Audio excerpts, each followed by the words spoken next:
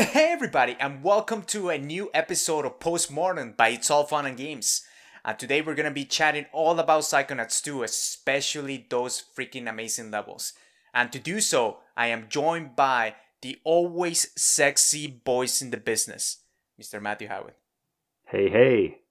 Hey, man. Oh, by the way, I didn't introduce myself. I'm Melvin. I'm one of the hosts for this show as well. Matt, so it's been a while, especially for you, to get to talk about Psychonauts 2. Are you excited? Yes, I am. All right. So to preface this, to show you how excited man was for Psychonauts 2, you took days off just to play this video game, Yeah. right? Right? Yeah. Okay. So the way that we're gonna be talking about this postmortem, by the way, this is a postmortem. We both played the game. We both beat the game. The beginning of it, we're gonna be chatting about what we enjoyed about the game, what wasn't so enjoyable. But what we were gonna try to do more with this postmortem is really dive deep into one or many particular mechanics in the episodes that we truly enjoy, and to determine what made them so special for us. And in this episode, we're gonna be focusing on the levels. So the first half of the episode, we're gonna be chatting about the game overall. And then on the latter half, we'll give you the cutoff, saying we're gonna be talking about spoilers. We're gonna be talking about very particular aspects of the game. So by that point, you should have already beaten it, or you just don't care and you just want to find out or hear to our beautiful voices as we go along. Okay? Does that sound good to you, Matt? Yeah. All right. Before we get started, though, remember you can catch this episode on any podcast service. This is a new podcast feed, so it will not be available on Spotify just yet. Give it a few episodes. Once it's available, we'll let you know for sure. But other than that, you can catch it up on your iTunes, your Podbean, and other podcast services, and as well as on YouTube, where you can follow along with you can see Matt's beautiful smile, and you can also check out all the videos, especially when we're talking about a particular level and you kind of want to get your head around, remember what it looked like. That will be on the YouTube video, so go check that out.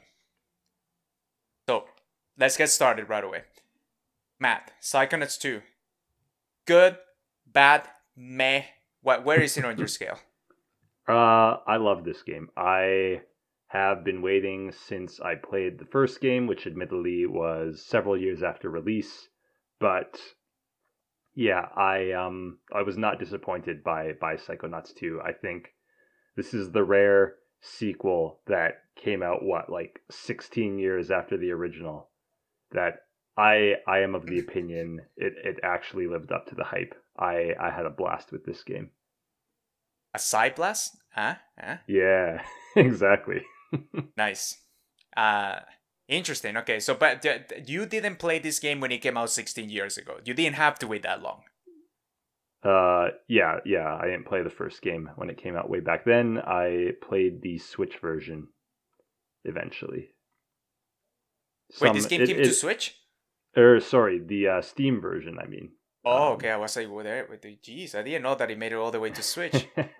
That would be awesome, though. I'm not gonna lie.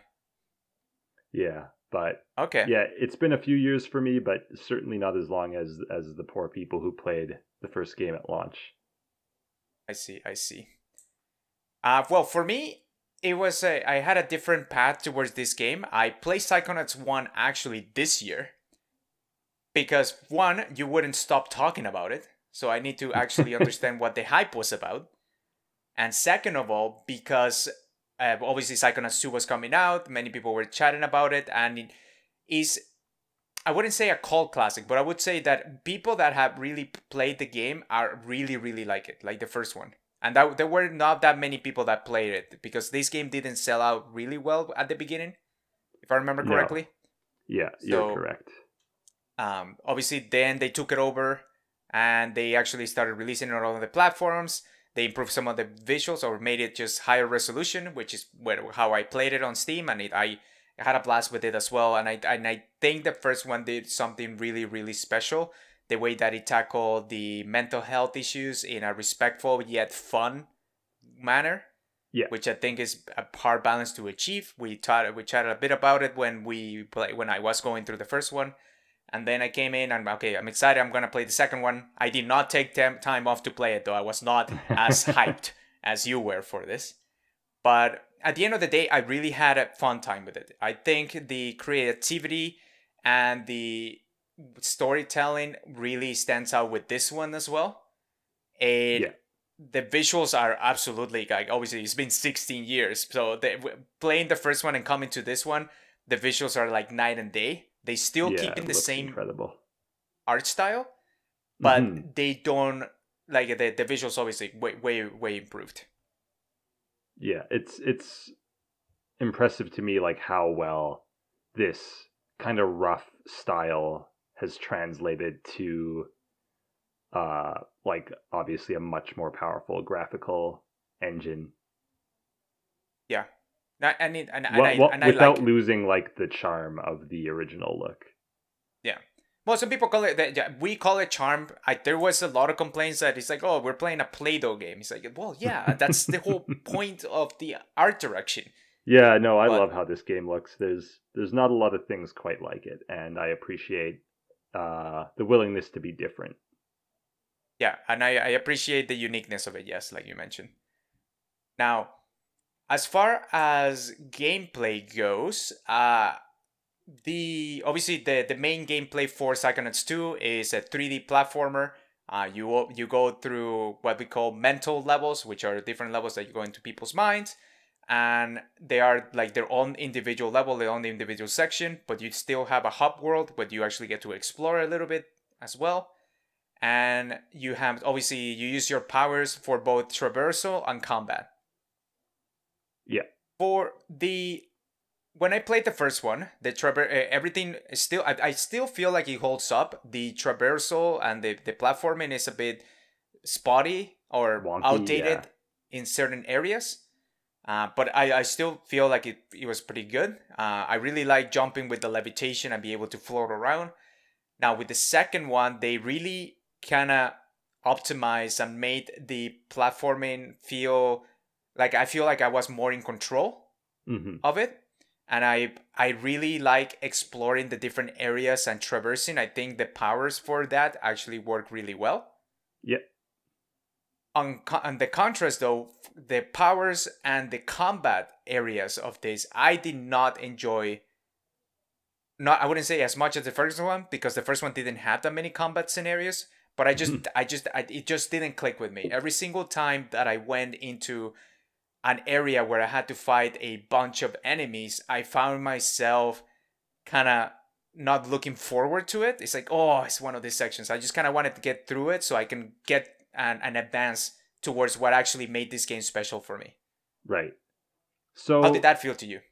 I definitely didn't think the combat was bad, but I will say I was mostly unimpressed by it for a lot of the game. However, there was one bit for me near the end where it did click. You might recall there is a side quest where you have to go and find these 3 machines that each make you go through a battle to clear the side quest. Yeah. And I know that you did them all before you had all the powers, and it looked like it automatically, like, a lot of the enemies hadn't shown up yet, so it could only really use basic enemies in those scenarios, which was interesting. But which is a speedrun cheat, by the way, if you want to get that. I did them after I had beaten the game, so basically the final one of those, when I did it, was easily like the most challenging combat in the game, and struggling to beat that was actually when I started to appreciate the combat a bit more, surprisingly enough, because prior to that the combat was never really hard, and I think maybe because of that I didn't really engage with the system on like every level, like figure out everything you can do with your powers. Like I didn't even realize the mental connections had like a combat utility until after I had beaten the game. Like a grappling hook? Yeah.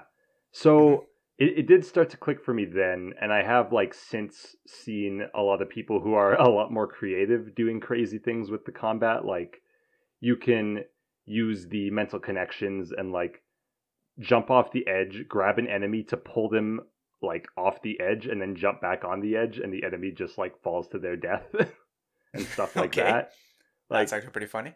there's definitely more to the combat system than I cared to explore, so I don't feel like I can just dismiss it outright, but I don't think it was like it definitely wasn't one of the things that was keeping me playing the game. I Okay. think that's Yeah, that's I fair would. to say. What I would say, yeah, it's not necessarily like, okay, I don't want to play the game because I don't want to play the combat. It's just whenever I got into a combat situation, I prefer the actual traversing and exploring than what I had to deal with during the combat. I felt like some of the enemies, like the bigger ones, they took a ton of hits, and Yeah. then having to deal with the smaller ones was kind of annoying. One really one aspect that I don't really appreciate is you have more. So you have 4 buttons that you can map to your Yeah. mental powers, but you have more than 4 mental powers. And And they're all kind of useful in combat, which yes, on the surface is a good thing, but then it becomes like it's annoying if you want to actually switch out the four you're using mid combat. And yeah, hmm I was never able to navigate that menu super quickly or anything. yeah, it always felt like I got interrupted, and it just felt Yeah.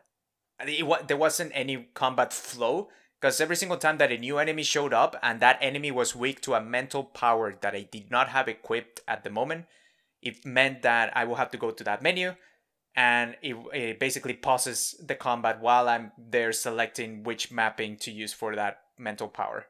Yeah. And I don't think that was that to me. When I think of great combat circles, I'm thinking Batman Arkham Asylum. I'm thinking maybe Spider Man, the new one, 2018, both, and Miles Morales. You got different enemies with different abilities, and the way that you counter them is by executing a separate move. But that move is always readily available for you to do. It's just you just have to do a sequence of actions on your controller.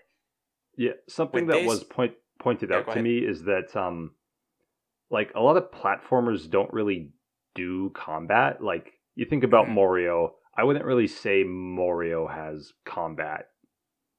No, Enemies are more of just like different types of obstacles. And when platformers do have combat, oftentimes it does feel like completely disconnected from the platforming part of the game. So I yes. do appreciate that you use all the same powers, both in combat and in the platforming.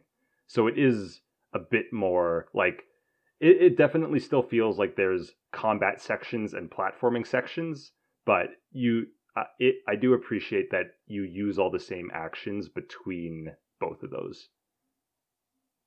I I agree with that. I like that they were trying to use the same mechanics for both combat and traversal. Yeah. I just don't think that they necessarily translated well to the combat, on my opinion. Yeah, And it wasn't my favorite part of the game for sure, mhm. but I have encountered people who do really seem to like it, so Okay, I don't feel 100% comfortable saying it's outright bad. I can no, no, definitely like that final like hard battle. I think that was when I started hmm to see like the skill ceiling, like oh, if you wanted to, like you could get really good at this and like really skilled with it, but for just a casual playthrough, I don't know if that's necessarily going to shine through for a lot of people. that's true. It's worth noting that I didn't go back and then 100% it, like going all and getting all the collectibles, because let me tell you, there's a lot of collectibles in this game. So it's definitely a collectathon type of game where you can go back and collect. You have figments, you have mental bolts, which you should go. Those are actually worth collecting. Yeah, Um, I've heard that it is a bit of a pain if you want to go for 100% figments in this game because in the first game, the levels would actually be split up into sections and it would tell you how many figments you had left per section. yeah. And in Okay. this game, it's just like for the whole level, which is like can be like finding a needle in a haystack sometimes. Especially because there's so many of them.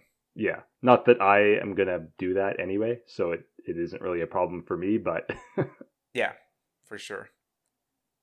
But yeah, okay, so we touched on the visuals, we touched on the combat, the traversal, the levels we're gonna dive deeper on because I think we both agree that the levels in this game are fantastic. yes. So Did, we're gonna chat about what makes them so special. I think that is something that I was really looking forward to seeing, given the creativity that the first game's levels have.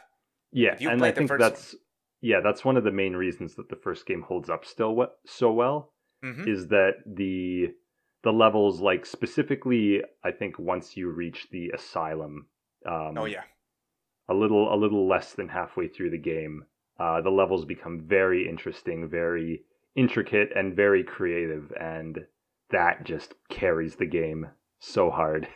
yeah.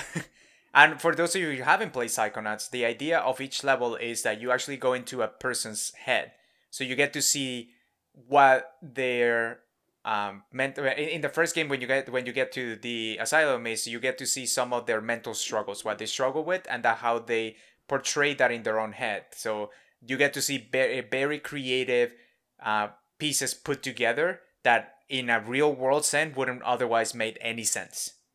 Yeah, they can be very abstract and weird with the levels Yeah, but that because just of that. expands on the creativity of it, especially and given the art style that this game conveys, like it's a little bit wacky. So that it obviously you're trying to it really empowers the ability to be creative with these levels and what you can actually see with them. Yeah. So yeah, combat levels. We chat about traversal. What about size compared to the first game? How big or how much bigger is this one? Do you think? Um yeah, I think the individual levels as well as the hub world are all bigger for sure. Hmm. I think the overall length of the game, it's not that much longer. It's a bit longer, but um yeah, it's an increase of the first game for sure, but definitely not the size of like an open world game or anything. It's a pretty it it was a lot more than I was expecting though. Like every time I got a new area in the hub world and it's like, wow, this is way bigger than I thought it was. Yeah, I mean I the think that hub was world where is I noticed definitely it the most in the hub world for yeah sure.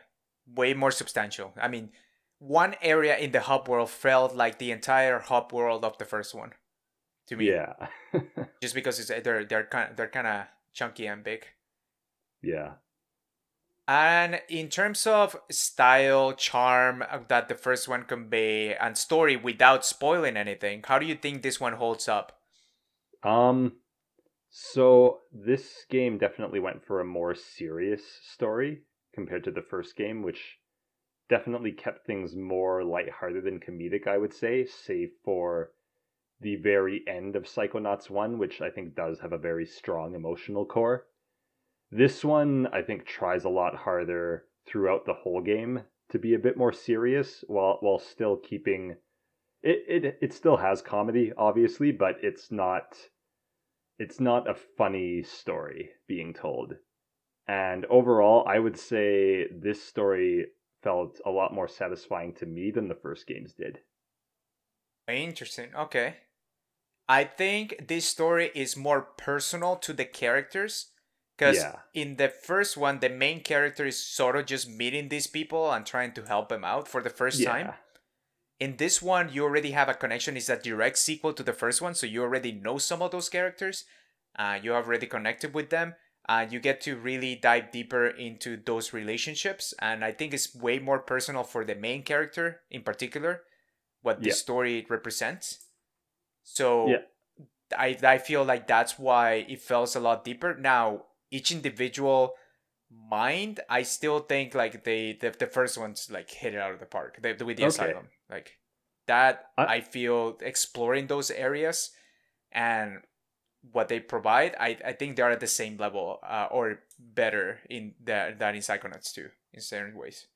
I will say I did like that the first game, once you reach the asylum, it was kind of like every time you go into a new mine, it's you have no idea what you're gonna get.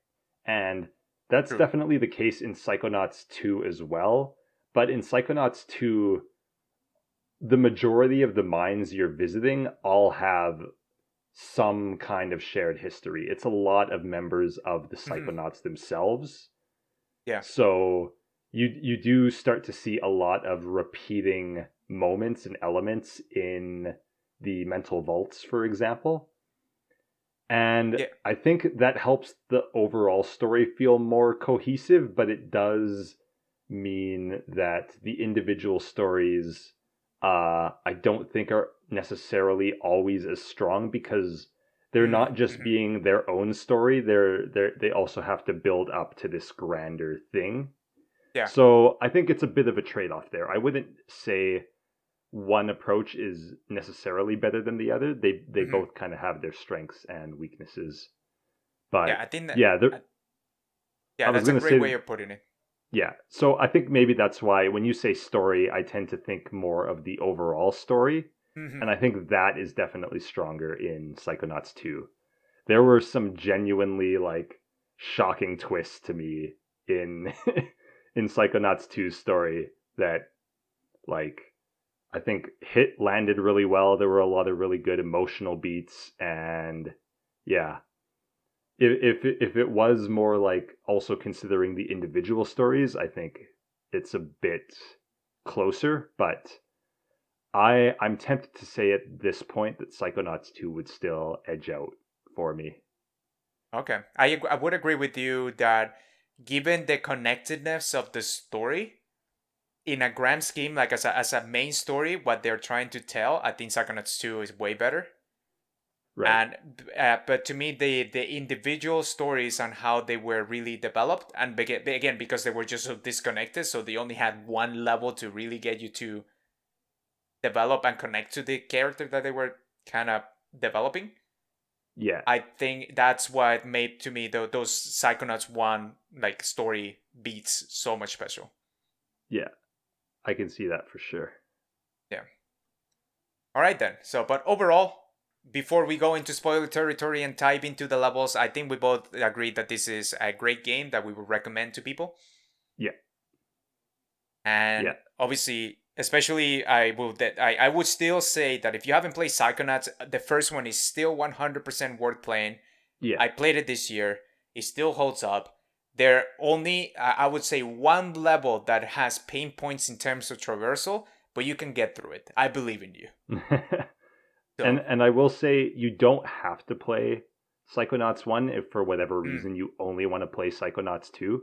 You can yeah. definitely play the second game without playing the first game, but I would also recommend playing Psychonauts 1 first.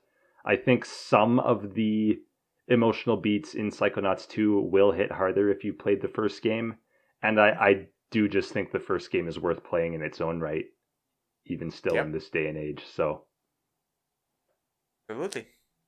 yeah. All right, so now let's get into the spoiler territory. By the way, again, alert, alert, alert, alert. This is spoiler section. Alert, Yep. alert, alert, alert. Okay? I gave you the warning. Now it's time for us to talk. Part of the postmortem, again, one of the biggest pieces that we said we enjoy quite a bit were the levels in this game. So let's start. I want to really get to the meat of it. So let's start with the ones that were really impactful. So let's jump between you and me. Let's start Okay. with you, Matt, and pick a level and let's talk about it. All right. So I think the first level that majorly, like really, really impressed me in this game would be Compton's Cook-Off, Okay. which is Compton Bool's mind, and it takes the form of a game show called Ram It Down because it's Mm-hmm. hosted by goats. Yeah, this I'm gonna say before you even get going. I'm gonna Yeah. preface this. This is my favorite level in this game. Okay. All right. Sorry, I took this one because I didn't think I'd be stealing yours, but No, absolutely. This is 100%. I'm like thinking back. I was doing a little bit yeah, of research again, or going back to old buds, yeah. because I played this during the stream. So I have some of the buds. Unfortunately, I lost the beginning ones, and one of the ones that I lost was this one. Oh, But damn. This one, going back and understanding, okay, now that I know all the levels, which one is the one that stood out to me the most? And is Right. both in gameplay and creativity. I think this one takes the cake. Yeah, so this I think more than any other level definitely captures that Psychonauts 1 spirit of you don't know what you're going to get. You could be like having to play like become a piece on a board game. You could basically have to play a like point and click adventure game for a little bit in the theater level. Yeah. Yeah, this, even though, because the gameplay I would say is pretty consistent across all levels. Like for the most part, there's no real major shakeups beyond like Strike City, which specifically focuses on one specific mechanic. But this one, even though you are still platforming, the things you're doing feel completely and like totally distinct to this level, Yes. because you're not just trying to like reach an endpoint. You're specifically, you have a pretty like small area to run around in, full of obstacles, and your goal is to basically be moving things from one spot to another in order to simulate cooking. And I think the way it's all done is really clever. I think the way this stage looks is amazing and just inspired. I think it's one of the funniest Yes. stages in the game for sure.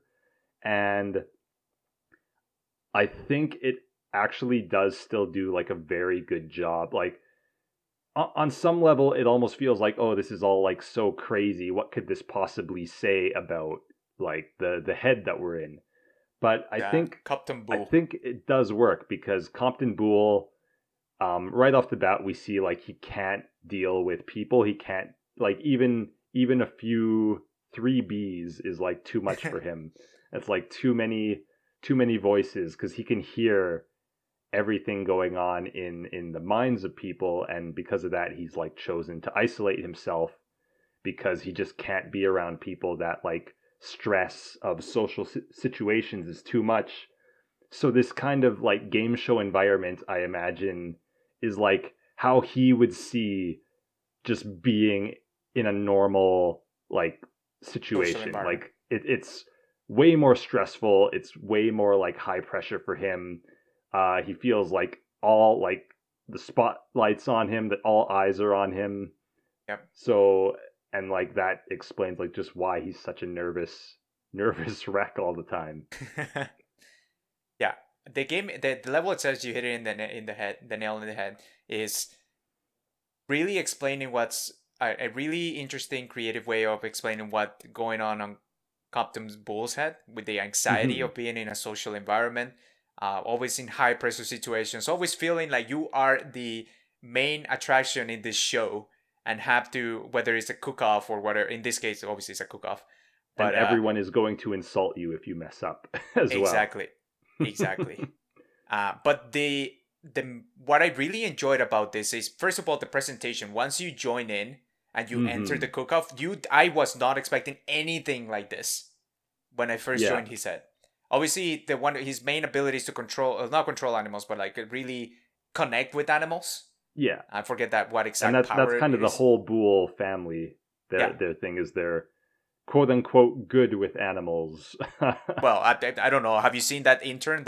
Well, yeah, that's why the quotes are there. Oh yeah, it's like, can you see how they treated that poor deer? Scared out of my life. But yeah, anyway, going back to the level itself, being in a show environment and having to literally take, the crowd are the ingredients, and you having to Yeah. use your telekinesis to grab them and be literally chop them off because you have to make a meal out of them, and then being so excited about being cooked off or being Yeah. like a member of the audience, I found hilarious. So Yeah. that part is really funny. It really adds to the humor, which is really important for this for the Psychonauts environment that they're trying to build. Yeah. The level itself, it stands out because you actually do an aspect as something different. It's not that you're traversing and doing doing combat too when you get to the boss battle, but is you are using these ingredients and your abilities to participate in the cook-off and really manage your time to figure out how you need to put certain ingredients in certain places so that you can, at the end of the day, have the meal ready. Yeah. I And I feel like really go ahead. No, go ahead. I was just going to say, I feel like more than any other level, this one really succeeds in taking that base, like, platforming gameplay that the rest of the game all still uses and just making it feel like you're doing something completely different. And I think for that reason alone, like, this level is amazing and really stands out. Absolutely. And I really enjoyed the charm of the in between cooking sections, like all the cutscenes, the way that the camera shifts and the at the end of the day they're puppets, right? Yeah. That show up, and the it just makes it really reminiscent of an actual live TV show that you get to see, but it's so bizarre that But I don't know, also, like, at the end, great like when you contrast. beat the last puppet, so all the puppets are also based off people that Compton Boole knows, basically, like all the heads of the Psychonauts, basically. So you've got Otto, Ford, and Hollis are the judges, and then Zanado is like the host. And when you beat the last one, it kind of does this weird thing where it zooms out and like Compton pulls the puppet off his own hand. And I take that to basically represent that, like, these visions he's seeing of like these people he knows insulting him, like that's all him. That's all in his head. He's the one like puppeteering those and making them say those things because that's what he believes they think of him. But there's no actual truth to it. It's purely what he has convinced himself other people think of him. And I thought that was like a very good end. There's a lot more focus in this game on having the individuals whose heads we're going into actually have some part themselves in solving it. They make a point of that early on where Hollis tells Raz, like, what we do isn't fix people, but we help them fight the demons they already have. They're already facing, yeah. Yeah, so I thought, like, just that symbolism of him pulling off the Ford Cruller goat, like, off his own hand in the end, was a very good way of just, like, it was a great cap off to the level for showing his growth. Yeah. Especially if even during the level, you are helping him. Like, he's the one cooking, but you're the one passing the ingredients and putting them all together. Yeah, in the boss battle, yeah. And the boss battle is ridiculous. At the end of the day, the boss battle is basically he's doing it on his own, and you just have to give him the ingredients. Exactly. But the boss battle is just so bizarre. First of all, because you are literally avoiding puke all over because they're just so full. And the way to defeat them is to pass in a certain ingredient so that Compton can actually cook it, and you feed them. And then you have to force whatever feed they come them up, so they explode. so that they can actually explode of being so gluttonous. I think that's a word. Yeah. Yeah. Oh my! That's right. Fantastic. Like that's what I really enjoyed about Psychonauts. It's very special level that has a very interesting mechanic that is using already the powers that you already have.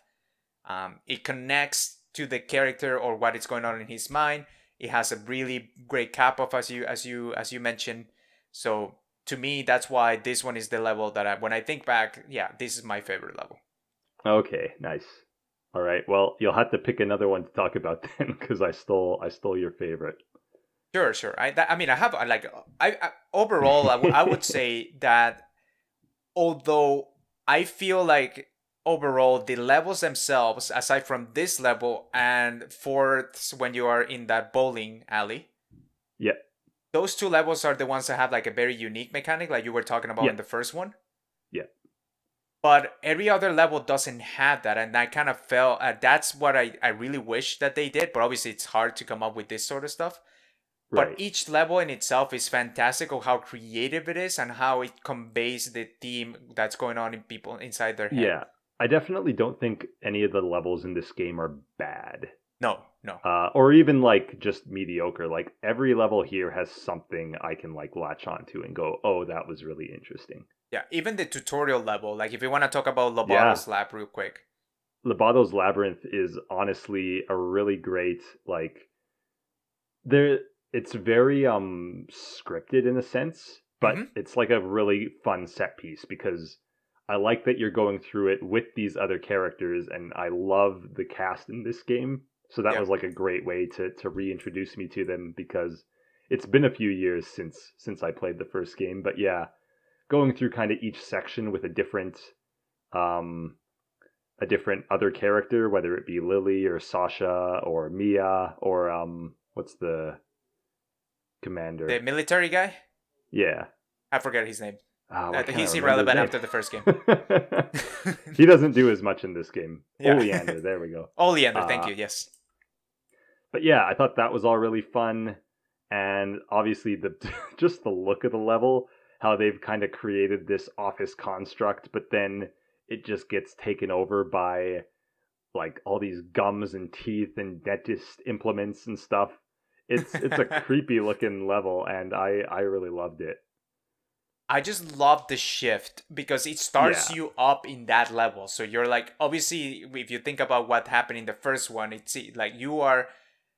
They basically allow you to enter the Psychonauts now. So Raz feels like he's a full member of the Psychonauts. And when you yeah, start off and you're in that office, you're like, oh, okay, it makes sense. He's now in the office of the Psychonauts. yeah, But you are in this mental construct, and that's already twisting what is happening. And you get to see Lobotos, and you're trying to just discover who's plotting or who actually put Loboto into stealing the head of the Psychonaut or kidnapping the head of the Psychonauts. yeah. And I it's also just appreciate that great. you get a good amount of powers just in that first level. Yeah, Like I okay, feel like you true. get as many powers in Lobato's Labyrinth as you do in the first three levels of Psychonauts 1 combined. And I appreciate that because then they can yeah, do a bit more with those powers right off the bat.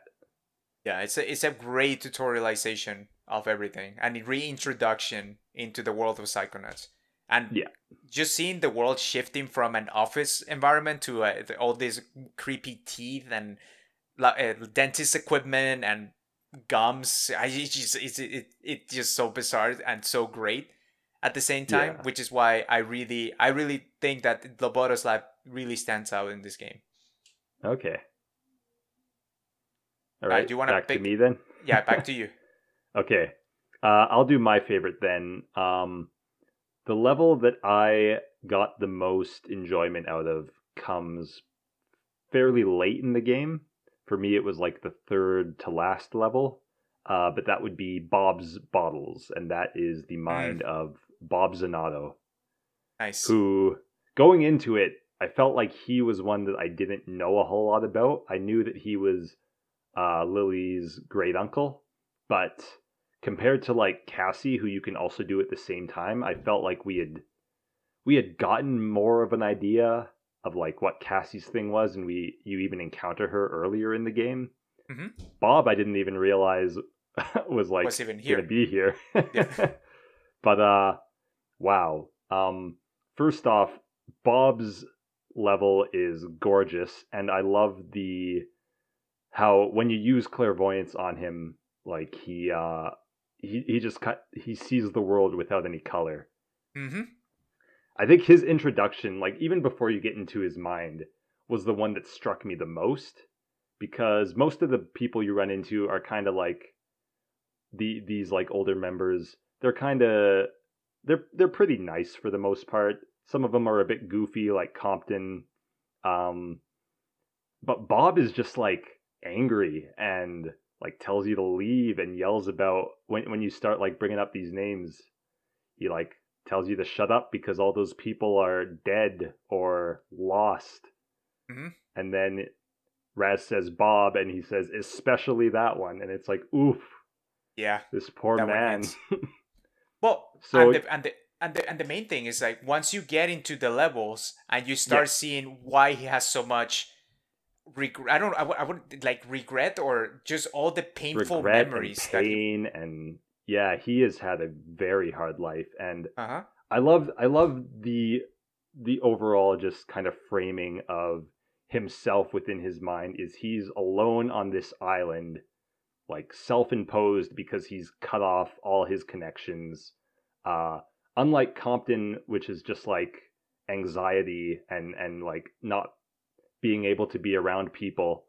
Bob did it because of all that pain he's been through, and just in his mind he's decided that growing these relationships with other people is the source of that pain. So here he is alone on his island, tending a garden with nothing growing. Yeah. Yeah, And we're mentioning that there's 3 pots in particular. yes. Like, he's on a lonely island with trying to tend into pots that don't have any plants. Yeah. And obviously the plants in this case are like a metaphor for his relationships. Mm-hmm. So there's kind of like the 3 specific relationships that caused him the most hurt, but obviously they still have these like big pots because they used to be very important. And Raz says like, "Oh, well, no problem. I'll like go find some seeds." And you sail off around this island. It's really beautiful looking. And going into the first bottle, I also love the theming of the bottles, because you have his island theme because he's decided to isolate himself, but then also he has a problem with drinking. So the bottles are like that kind of message in a bottle, so they connect to the islands, but they also connect to his drinking problem, which he got from his mom, or like picked up from her at least, because you kind of explore each of these 3 major relationships one by one. And going into the first one, which is his mom, it starts off in just kind of this, well, I guess first you go through this kind of warped version of their house for a bit, but then once you exit and see where the seed is, you get kind of this like beautiful island looking place with this like trippy looking water, and it all seems like really, really like pleasant and nice.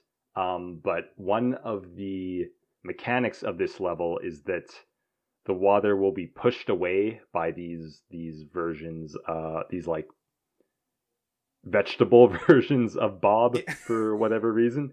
But they're like beets versions of Bob, right? Mm-hmm. They push away the water, and underneath the water is just all these like bottles and wine glasses, and you realize like, oh, this isn't water. This is something completely different, and it's I continue. I won't take away from the explanation. And I just love how the realization just gradually builds up over time. You get these lines from like a young Bob Zanotto to his mom asking like, why, oh, you spend so much time in the greenhouse. Why did the plants look so sick? The implication being that she's not taking care of the plants. And looking around and seeing, it's like, oh, his mom is just going out into the greenhouse to drink, where her son can't see her. And you get like the mental vault and find out that the father died in a war, and this was the mother's way of coping. And like poor Bob just had to kind of like stand by and, as a kid, not really understand what was happening until his mom passed away. And then he finally went into the greenhouse and saw all the plants were like out of control, trying to give him these bottles. And I guess the implication is that's where he picked up like the drinking as a solution to his woes, which aren't going to get any better, because following that, the other 2 actually go out of order. We do the Psychonauts before we do Helmet, even though Helmet came first in the chronologically, chronology. Before we move on to the other 2, I just want to touch on the fact that it's so interesting. Obviously, at the end of the day, I think the mom, it's implied that the mom also died from being an alcoholic. Yeah. Which is interesting. I mean, I personally haven't dealt with this sort of problem, but I know that a lot of people have, as young children having a member of their family that may be alcoholic. Yeah. So the way that it was represented and the way that was revealed, even though I wasn't like, I never dealt with anything like this, based on the stories that people have told me about it, it's like, wow, okay, that it really shows you the impact of it. And what I really enjoy is like the contrast of what the Bob actually turn out to become at the end, because he was now a psychic that really specializes in plants, which Yeah, is interesting because obviously given the greenhouse where his mom went to out to drink, and he was always wild and full of, like, it was never taken care of, he yeah. decided that that's his specialty now, to deal with I, plants and being able to treat them. That's what he I, wanted to I dedicate will himself. say that might just be because like plants are associated with the Zenados in general. Like Lily Oh, is okay. also really good with plants, and they mention a few times that family is just kind of known for that. So it could be a bit of both. But yeah, moving on to the next one we cover is the Psychonauts, and there's a lot of kind of like theming of going underwater in this one, which my best guess as to what this means is basically it's sort of a shorthand for like drowning, because the Mm-hmm. implication is because of how everything went, Bob eventually became an alcoholic himself while he was in the Psychonauts, and that's why he was fired. And you get, I love like emerging from, like, first of all, the bits where you're like just walking through the sea with one of the vegetables and it's keeping all the water away from you. It's like very reminiscent of a moment in the first game, but it just Mm-hmm. looks so much more amazing in Psychonauts 2. And then you emerge onto like the a piece of the hub world, which is the mother lobe before it was finished construction, and that place is also like overflowing and falling apart. And I took that like more to mean this isn't like an old version before it was constructed so much as like this is just the state of how it is in Bob's mind, Yeah, like where everything is it's just like crumbling. damaged and just drowned in all this water, which we already established is like a symbolism for the alcohol.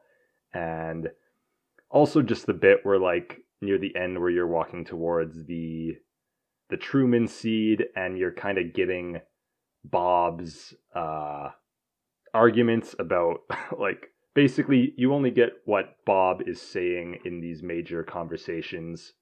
So like when Truman was firing him, and then you kind of have to insert what the lines Truman was saying, because yeah, all we have is Bob's perspective, but it's rough. Like he's because Truman, the guy who fired him, is his nephew, and there's some talk about family there. There's some talk about just um, how Bob has changed, and it paints a Yes. very sad picture without even having to have an actual line from Truman. Yeah. Yeah. And just shows the decay of what happened. But Yeah, obviously, what triggered this is the next yeah. area. And then we get Helmet, which is the one member of the Psychonauts founders who died in the big battle that they keep alluding to against Maligula. And yeah, that one's rough because Bob and Helmet were married. Oh man, every like one of these looks great, and then Oh, this one with just kind of the whole wedding cake theme yeah. Like you go inside the is wedding cake and you see the different flavors. Oh gosh, that was like, first of all, I didn't know what the cake symbolism was until we actually got out of the cake, and you get to see it's like, oh, this is a wedding cake, yeah, and it shows you like H and B. It's like, oh wait, these two were married, and so yeah, this is this guy's partner who died during the battle. I can't yeah, even because we've imagine. already like fully explored what happened to Helmet Yeah, at this point. during all that. So, and like it was sort of hinted at before you get here, but this is when they go full on and confirm it. And yeah, the the bit at the end here where you're walking, like they even force you to walk for Mm-hmm. this one section. You can't like run, but basically it's similar to the Truman bit, where you're getting just Bob's side of a specific moment in time, all his like lines, and it was like the ceremony and basically him giving his vows. And damn, like Mm-hmm. it was so well written. Him going over just like a lot of who he is as a person and how Helmet made him feel, and it really hits home. Yeah.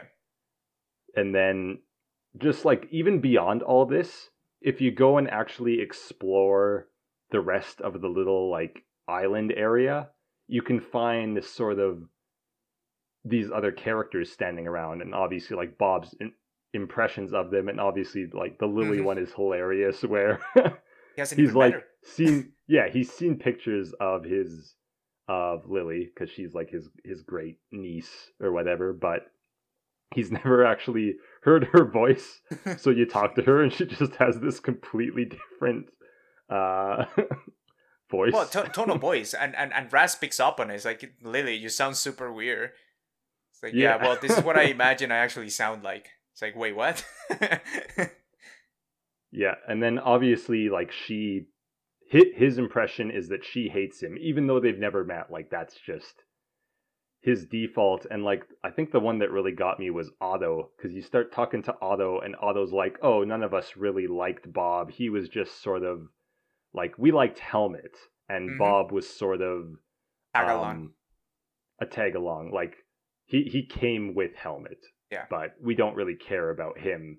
And yeah, it's just like you get all these tragedies building up in Bob's life, and you see through these other characters, like his impression of these other characters, how he sees himself. And then in the big final boss, of course, is all these three seeds you've collected grow, and basically it just like combines all the elements that I talked about, where now we have these three impressions of these like major relationships that Bob had built up, and they're all just insulting him. They're all saying like horrible things about him, and the one that eventually gets like Bob to stop being passive and start like fighting against this himself is the Helmet one. Says something about him. I forget the specifics, but I remember Bob then responds with like, We'll never Helmet say would that. never say that. Yeah, Yeah. exactly. And he starts to fight back against it. There's also this whole thing with this moth, which I'll admit I still don't fully understand, but this moth basically keeps trying to hide the seeds and like keep Bob where he is. And I assume it's meant to be kind of this defense mechanism that Bob Has like built upon. created himself to like, yeah, keep all this stuff away, to keep him where he is now so he doesn't get hurt anymore. And in the end, he just like throws it away. It was also covering his eyes, It so was I his wonder if face, like yeah. that's why, because I think when you use clairvoyance on him after that, like he sees the world normally. It's no longer like he sees the world in grays. So I wonder if the other implication there is the moth was the reason everything looked so bleak through his Blocked his view. eyes. Yeah, Yeah. I honestly don't know. I was actually going to ask you about the moth because I couldn't fully get it. Like, why is the moth? And I also thought that it was a defensive mechanism, but then it's like, why a moth out of everything? Like, I couldn't pick up from the different levels and different stories how he was like symbolized as a moth. Yeah. I mean, I he's wonder if he's it was trapped just inside like of a cocoon at the beginning. Like, yeah. once you rescue him, or when he actually tries to get out and fight back. And the So moth looks a bit like his face, so maybe it's like it's supposed to be a mask, but they decided to like sort of personify it as a moth so it could actually move around and do things. I don't know. hmm. There's there's enough there, and then I also just love the ending to this too, where it's like he plants those three seeds back, and then Raz says, "Okay, well, what about the rest of these?" And he points out to the ocean, and there's just like a whole bunch of seeds Yeah. floating in the ocean, and Bob's just like, "Well, guess I better get started." And the payoff for this as well, I think, a really good moment is when Lucy or Maligula does show up again at the end and like basically meets up with all the other Psychonauts. Bob is the first one to approach her and just like hug her. And that was such like a sweet moment, and I'm so glad they gave it to him Because because he he was the felt like one who was hurt angry. the most Yeah. by Oh yeah. her. So the fact that like he just immediately does that as like a show of forgiveness, I think is really powerful. But yeah. Uh, so I guess I'll say like my favorite level in Psychonauts 1 isn't Milkman Conspiracy, it's Black Velvetopia. Hmm. So I think it's just like I appreciate the personal stories, and I think that's why Bob's Bottles is the strongest for Right. me in this game. I thought Edgar had the strongest personal story in Psychonauts 1, and that's why I think Bob's level is my favorite in Psychonauts 2, because his personal story I thought was the strongest, and also I really wasn't expecting much out of Bob, if I'm being honest, Well, because because they hadn't really built up that yeah, much for him. exactly. So it in a way it felt kind of more like one of those Psychonauts 1 levels where you go in and you get this whole like new story that you didn't know about before. And like obviously the other levels do that too, but I just thought it was a lot stronger with Bob's Bottles. Yeah. No, it makes sense. I'll All pick right, another. sorry, that one went on a while. Oh, that's okay. I'd love the explanation. Thank you for saying that. I'll pick another one, and then we'll just do like a recap of the other one real quick. So just so that we both do two. Okay. The one that I want to preface with this one is Bob's partner. Yes, I figured it would be I this one. First of all, it's just you get to introduce to his brain in a very peculiar way, because Yeah. you think they preface this by saying that Helmut died during that battle. He's been frozen. You'll never see him again. So you get to basically what you're trying to do is find a brain to put on a body that doesn't have a brain, so that you can access the brain that you actually want to access. So I didn't think that we were gonna go inside that brain that we pick up, and then for that brain to pick up, and you basically, it starts off as a light, like something it just doesn't know what it is. Yeah. So this brain has like been in a jar basically for years at this point, like decades. Yeah. And they haven't experienced any senses. So that's like a big part of the level, but Oh yeah. I think they do a really good job just conveying this like idle brain that is being stimulated for the first time in years, and like yeah, it is just this light, and it's like, what am I? Like who are you? Like what what's going on? And then you put them in a body, and suddenly they're experiencing all these senses at once, and you use like clairvoyance on them, and just the world is like all crazy colors, and you are just like a mess of color and sound and like yeah, you get a sensory overload, and the first thing that you get while entering that level is you get a panic attack. It's just so much is happening, and I really think that was a great the way that the bosses or the enemies are introduced are really well done, I think. Yeah, like, and I like how all the enemies like represent a specific kind of problem, like mental issue, and they tend to only show up in people who are actually experiencing those, and I love that about Psychonauts. Yes. But obviously the introduction to that brain, so that light, and being in darkness, liking the quiet place, trying to shut down everything, and you kind of get to see the shadows of the memories, even how much of a unit Helmet is. You can kind of tell that it's him just by the shadows. I remember I was streaming and I'm like, this has to be him. Like there's no way that they put so much emphasis on a lost brain if he wasn't one of the members. It's also that you can, when you're going through, before you kind of get to the main part of the level, when you're actually inside the mental vault, because that's another thing, is like when things get too overwhelming, that's where Helmet escapes to, is these mental vaults. Yeah. And that's why his memories are just like kind of floating around in there. But you do see a silhouette of what is very clearly Maligula, so that kind of tips you off immediately, like, oh, something. Yeah, this brain was involved in that somehow. Yeah. So yeah, but once you get into the actual level, and you get a sensory overload of how colorful this level is. It's just it looks like, honestly, I people have mentioned it. I saw it online and everything. Like, so they were on an acid trip or something. Yeah, because or it looks like an album cover for like the Beatles that oh you yeah, can but just run through. oh yeah, but it doesn't like the art style. Even on the characters, there is a very um thick or what's it called when Cell shading. yeah, cell shading associated with it, and the color it's just very bright colorful colors everywhere, and you are in the middle Yeah, of a concert, and you get to basically all the members of the Psychic Six are different body parts associated with each of the senses. yeah, different senses, and it's sort of like getting the band back together is sort of in a way like Helmet getting his just like sense of self back together, like Mm-hmm. understanding how to be a person again and exist. Yeah, Like he has to rein in all the senses and get them all like working together again.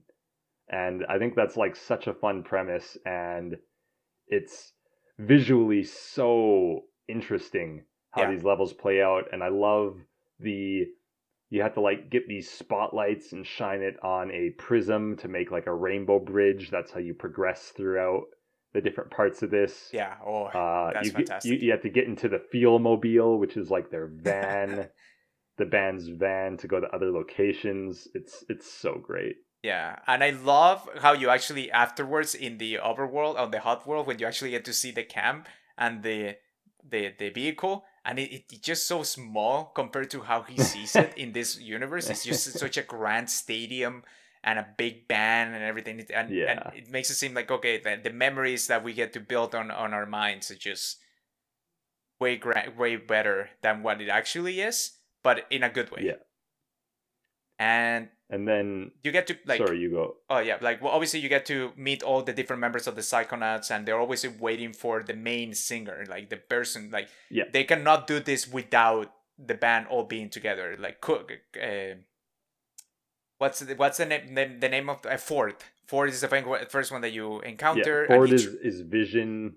yeah, So he's like Sight. I love how they give them all just the silly names as well. It's like Audio, Doctor Hand, I think. mm-hmm. Then like Tasty and Sniffles or something. Yeah, exactly. So once you get to put the band back together, every single time that you go and encounter their instrument, they basically bring one of the senses back to basically Helmet, which is the light. Yeah, Imagine Navi kind of following you around. And yeah. once you put it together, by the way, it's a mess. It's a monster what you create. Um, But they kind of have the helmet going on. yeah, And I exactly. think that's the important part. Mm-hmm. And once you put it together, and you get to see, because obviously he's getting his senses back, his memories back, and then you get to see what the mental struggle that he's actually going through, and is he actually tried to talk Maligula out of her ways, like trying to bring Lucy back, by Yeah. by appealing to her good side, because that's what Helmet does, and he feels Yes. responsible for everything because he tried to do that and he failed. So to me, that But was he, very he he's also struggling with this idea of like I gave my brain to Ford, and you actually do mm-hmm, get that if you go back for his mental vaults. You see he when he falls under the ice, he like shoots his brain out during the battle. mm-hmm, Ford is the only one who notices and takes it. But then Ford like goes, puts it on a desk, and then like basically breaks his own mind yeah, because he's dealing with all that other stuff. So then Ford forgets about the brain, and it's just left there for a while, and eventually Otto just like happens to notice it and just picks it up and adds it to the collection where you originally pulled it from. exactly. And that's it almost makes him feel like people forgot about him in a Yeah, way. And obviously, he afterwards he gets to find out why and everything. But it's just that feeling of okay, I'm alone. Um, I feel responsible. I deserve this in a way because I failed. yeah, And then yeah. getting through that. Because he also thinks that he failed to protect Audie, which in this case represents Bob. Mm-hmm. And when his memories do fully return, he actually does remember, like, oh, I did, like, save Bob. And then Raz is able to tell him, like, yeah, Bob Zanotto made it through the battle. he's still out there. Yeah. Yeah. And just that whole finale as well, when he does the actual performance, is Oh, like yes. 10 out of 10. Mm-hmm. It's so trippy. Jack Black just kills the vocals on that song. It's amazing. Yeah, I'm glad that I think Jack Black did a good job. And then the fact that Yeah. obviously his body's still lost, so he's just stuck in Nick the mail from the mailroom body this entire time is just really really fascinating. And then at the end of the game, you get him out, but he's just you see him and it's literally a jar with brain fluid and a helmet, and that's helmet. Yeah. But yeah, I also just love with everyone's confusion at Nick John Smith being there, especially when Nick John Smith in Truman's body shows up and like he sees his own body there and he's like he doesn't understand, and then he says something like, doesn't matter, I'll take it back when I take her, which in retrospect is like, oh, now I understand that what he sense. meant by that. Mm-hmm. But yeah, I do just have one more quick one that I really think is worth a mention, and that is the final brain level. Okay. Before the boss. It's called Fatherland Follies. And, my lord. Yeah, Fatherland Follies, and I just love this. This one gets like a 10 out of 10 in creativity. The actual gameplay, you don't really do anything too special, but I love the idea that the main villain, we go through his mind and it's like a Disney theme park ride. Yeah. Just going through how he sees his like tragic backstory that isn't actually that tragic, and it's just like so self like flagellating and so narcissistic. Like, it's pumping up his ego. Yeah. And also I love the fact it's a ride because this useless little man, like that's almost like how he sees his life, is it exists for his entertainment. And he's just along. He doesn't have to do anything. It should be nice and easy for him. I think it's just such a fun and such like a perfectly in character way to introduce this character. And I love all the ways he tries to reframe the story we know up until now to make himself like the victim and the Psychonauts are the bad guys. Yeah. And then you confront him in the gift shop at the end. It's like, this is amazing. I mean, creativity-wise, I would 100% agree. I really like the journey and everything, how they made it. Also, imagine it's a small world after all, right? In Disney World, and you see that basically play out. It basically plays out the events of what happened for the SARS family in Grulovia. Yeah. But come on, like that character just pissed me off. And I love such I love entitlement. To get his like mental vaults, and one of them is called A World Without Caviar. Yeah. It's like that's why he's so upset. Like the last panel is just him in this giant like fancy bed because they're staying at the casino, but he's like run out of caviar, and that's what he's sad about. Yeah. It's like it does such a good job characterizing him, and it's wonderful. And the fact that he resents his father for not fighting back the people, and after everything that he did, is just I don't know. Overall, I like creativity and everything that happened again. Yeah, like you mentioned, gameplay wise, it wasn't necessarily anything super special, but just going through the level, it was very unique. I do really like that you can find the speakers that are broadcasting the music for the level and just break them so the music stops. Oh yeah, because it's so annoying. Like it's exactly like that kind of small world chant. Every level, it comes back, and then you have to find it again, and you have to find it again to break it. Yeah, I do also really like just when you first go into this level, and it's just this giant statue of Truman because he's pretending to be Truman, and it's just all these like wigs of the beards and just Truman's outfit a bunch of times, and just like a blackboard that says "I am Truman" a bunch of times. It has like Truman's relationship spelled out so he doesn't forget.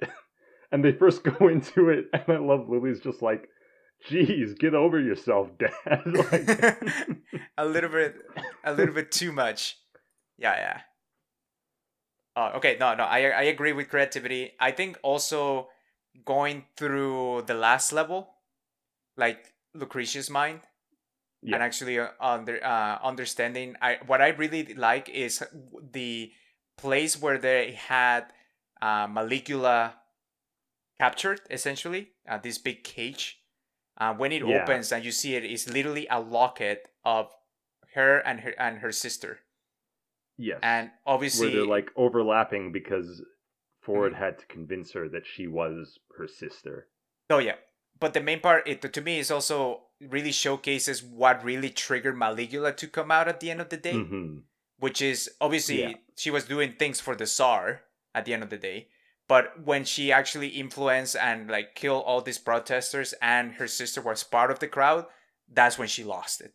She feels this yeah, just and it's like that was almost her defense mechanism because we do see in the end that the Maligula persona doesn't care that she mm-hmm. kidnapped her sister, and Yeah, it's like that is the persona she had to take on to avoid being just overcome with the grief yeah, of what she had done.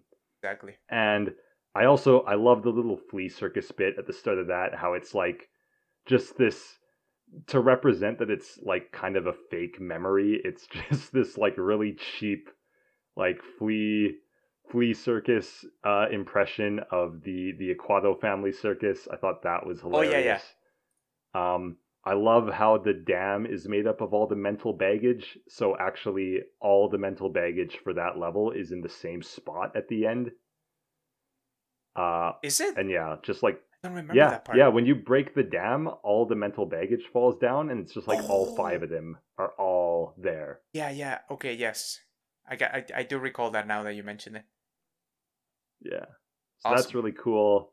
Yeah, so quickly going through the rest. Hollis's hot streak I thought was just so clever. I love how they take these two completely unrelated concepts of a hospital and a casino and they keep coming up with ways to combine them, Yeah. like having people betting as if they're betting on a horse race, but they're betting on like these like symbols racing along these heart rate lines, and they start the race by just using the defibrillator on this patient over and over again. My favorite was definitely the maternity Oh, the ward, maternity ward, where yes. it's just this big wheel, and all these couples are like, "Oh, come on, we have to have a baby," and like they're betting on these things to have a baby, and it's But what all do you it's think that all up to chance. I was thinking about it later after do you think that's also something that she was struggling with, like saying, because at the end of the day, yeah, even getting a baby for some couples is It's a like big a struggle. Like it's yeah, winning, it's like it's it's almost like being left gambling. up to chance. Yeah. Yeah, winning the lottery basically Uh can be huh. like having a child. I don't know if I would connect it to Hollis specifically. I think it was more just a way to combine um a way to combine like the two concepts again Hmm. more than anything. Like at least as far as I could tell, there was no other hint that that was ever something that was relevant to her. Right. I do like all the random NPCs though. Hmm. In the maternity ward, there's like one guy who you talk to, and it's like, "Oh, are you trying to have a baby?" And he's just like, "No, I just like hearing the sound of children crying." It's By the way, also who like even the likes that? couple that you get the child in the end is Oh yeah. really really funny. And it was interesting contrast because that couple it was portraying a rich family, Yeah, and it just shows you that like there's some things that just money can't buy, and that's one of yeah, them. Like and then also they're horrible oh in yeah, the oh they're end. horrible at And the end of Raz just has to be like, it's just a mental baby. It's just a mental baby. it. But uh, yeah, then you get I Sports. guess Ford's is split up into like four different levels, arguably five, but the first one's really short. Yeah, the first one is like the I do camp. really like when you go back to the camp and Raz is just like, wow, Whispering Rock Summer Camp. I haven't been here in days. Yeah, and for us, Because- it's been 16 years. yeah. They do that a few times, and it's really good. But yeah, we mentioned Strike City. I think Strike City is great. Mm-hmm. You use the whole level is based around rolling around on these giant bowling balls, And there's I germs thought, like, everywhere. I love it. because Ford's levels are a bit shorter, I thought that was like a good concept for that. I don't think it would have worked with like a full length level, but Yeah. for one of the shorter Ford levels, I thought it was great. The hair one is, I would almost say it's maybe the weakest level I in would the completely game. agree with you. Yeah, I was just gonna say. The one moment that I really do like is you kind of go through and you're washing away these lice with like this product, and then when you do the final one, they're all holding up signs, and you wash them away, and Ford's just like, Lucy, what have you done? Those were peaceful protesters, Lucy. Yeah, and you're like, it's just like, that's okay. like the moment. That's kind of the first reference to like what Lucretia did, and it's just like, oh damn, like that. So that part I think is like effective, and that's what I mean when I say I think there's something to enjoy in every level. Yeah. But this was, apart from that, there isn't too much going on here as far as I can tell. I do really like Cruller's Correspondence, the leather one. I know you had some trouble with that, but I think that might be the strongest Ford level story-wise, apart from the final one. Okay. Because I do really like getting to see the letters that these two were sending back and forth, and the final one, when like he sends his final letter and he just gets the return, it's just like Lucretia or Lucy is dead. Yeah, that hurt. Like story-wise, I think it was good. Now the traversal one is the one that I struggle a bit. It's like, what the heck? Where am I supposed to go? I don't understand. There's flying letters everywhere. What the heck? Yeah, you didn't pull a switch one time. Oh yeah. Oh no. Well, okay, that was my own fault. Like that's not the game's fault. I'm just like that is just I'm being blind. I forgot to pull up a switch. That's all. Then Tomb of the Sarcophagus. It's almost like not even really a level. It's more. What is that one? It's similar to Lobato's Labyrinth, where it's kind of just like a set piece that the game runs you through, but even shorter. But that one does have like a lot of big story revelations that are pretty good.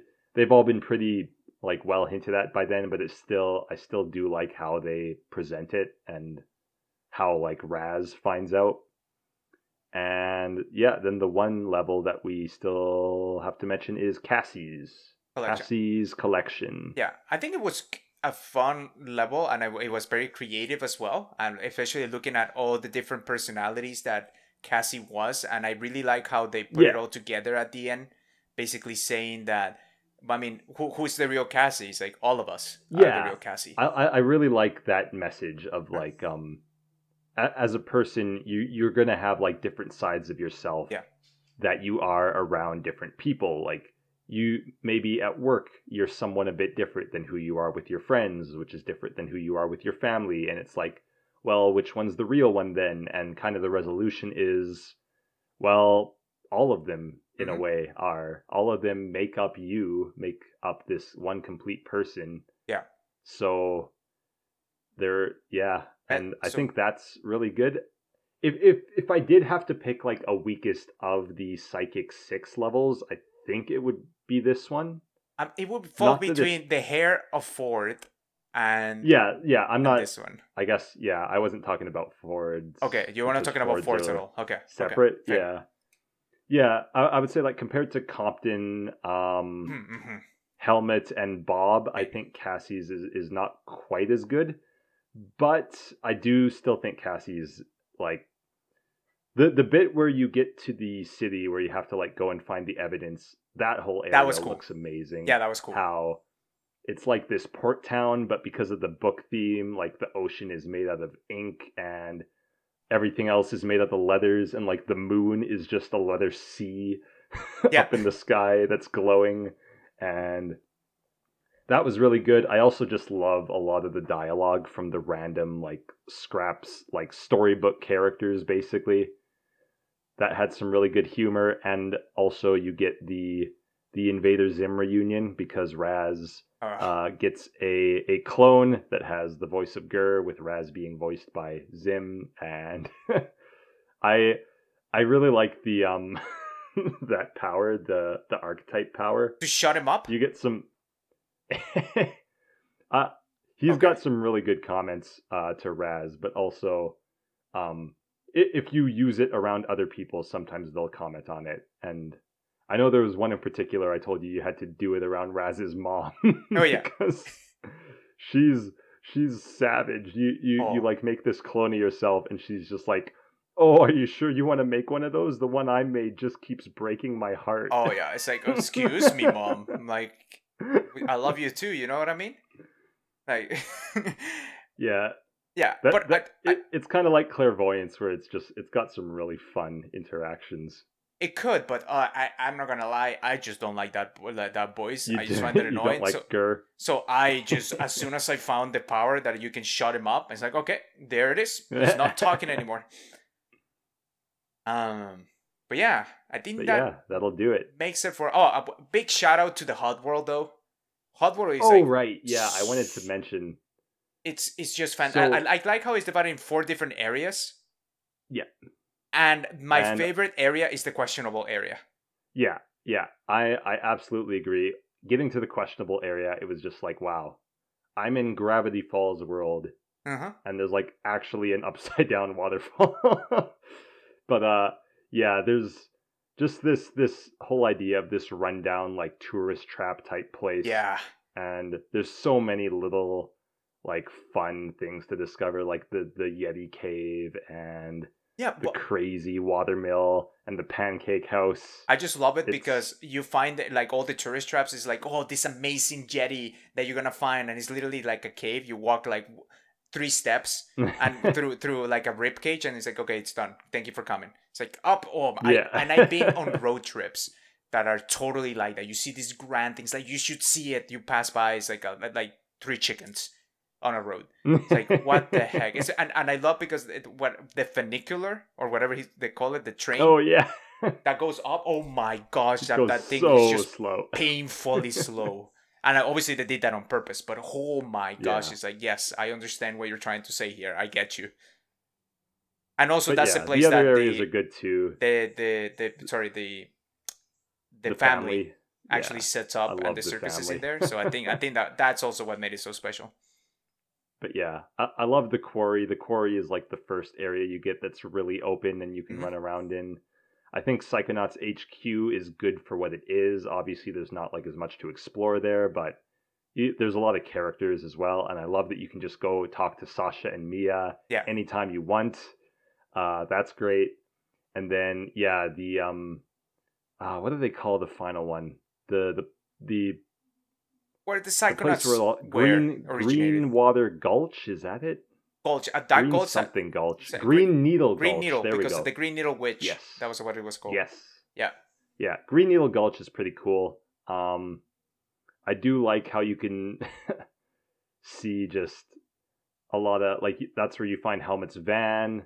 And you see like how small it actually is. Yeah, and the original Psycho Isolation Chamber. There's a lot of fun stuff to find there, like from a lore perspective. Yeah. Yeah, it's good. No, I agree. Well, Yeah, all right. that was the deep dive. That What a journey. I mean, and shout out to some of the things that some of the levels did. Like when you go to the X-ray and it's 2D platforming at that point. I thought that was kind of neat. Yeah, and the same with the books, The books. in Cassie's collection. Yeah. Yeah. I really And like also the how they look and everything. Again, after a while, Yeah. it's like, okay, there's not really that much gameplay in it, but it looks cool. And also, got to give a shout out to the best Easter egg in Hollis's Hot Oh Streak yeah. in the post game when you throw the pen at the sign. It's just Yeah. I don't know why it's there. But they just put it in. Whatever. Yeah, Roll with it. why And not? I love when you just put random Easter eggs like that. Why not? At the end of the day, Yeah. who's only if you go really out of your way, you're gonna find it, and if you find it, it's not gonna really disrupt your experience of the game. Yeah, it's like only the diehards are ever going to know about that anyway. So Exactly. All right then. Well, that, ladies and gentlemen, I believe is the end of the post mortem for Psychonauts 2. Again, we really focus on the levels itself. Let us know what you think of each of the levels. If you agree, which one was your favorite. I know that there's a ton of things to go here. I really want to know if anybody actually went and actually completed this 100%, because I can see Oh, some people. people have already. Yeah, if people like, I know that this, especially the completionist, like that YouTuber. Oh, shout out, that guy completes games in like no other person. Um, but anyways, you can find the rest of this postmortem. Remember, this is gonna be a new feed that you can subscribe to on your favorite podcast service. Give it a few days for Spotify, and we'll let you know on a later episode when that actually goes by. But this is where we're gonna go and dive deep into the particular mechanics of games that we enjoy. We're obviously gonna give you a little bit of like a prelogue of what we thought overall about the game, in case you wanna take a look at that without having spoilers. But that's going to happen for other games that we play together or apart in the future. And remember, there's other podcast services around there that we can provide to you. We have Chat and Games, your weekly gaming show. We have your off scripts, to a fun little gamified way of retelling stories. So go check that out, especially the one about Metroid. If you're playing Metroid Dread and you're like, oh, I don't understand this reference, go check that episode out. We go over it in a really, really fun way. And of course, everything can be found on the YouTube, so go check that out. It's all fun and games. So all of the shows are in one channel there, with a beautiful, beautiful smile from Matt. But other than that, I think that's everything that we got. Thank you so much, everybody, for joining us. Matt, any final words? Bye. This has been It's All Fun and Games. Post Mortem, Psychonauts 2, signing off.